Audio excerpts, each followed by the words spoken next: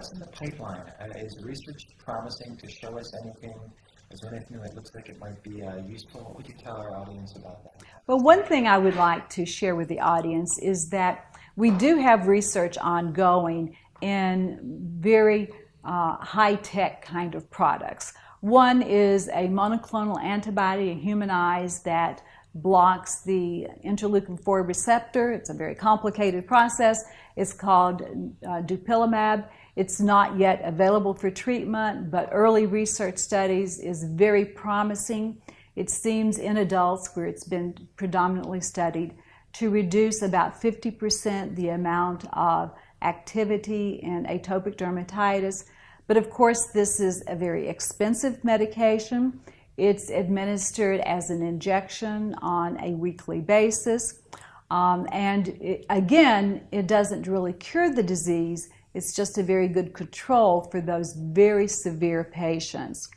Likewise, in research, we have a couple of different ointments that are being studied, not as far along as the monoclonal antibody I mentioned, but keep tuned. Perhaps one day we will have a non-steroidal ointment that is more effective at managing the disease state.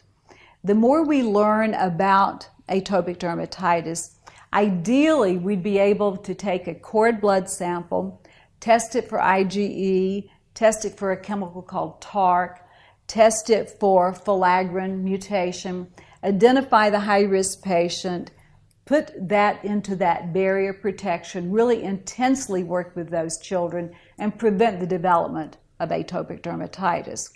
If we can't do that and the child has already been sensitized, then avoid the allergen when we can. And for example, dust mites, a key one. If that's important, then reduce it from the environment. We are also doing research on immunotherapy, allergy injections for atopic dermatitis. For dust mite, it looks very promising.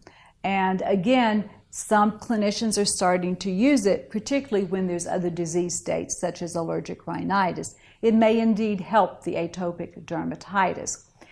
Could we, by immunotherapy of one form or another, prevent that allergic march? By treating early the atopic dermatitis, maybe the child would never develop asthma or allergic rhinitis.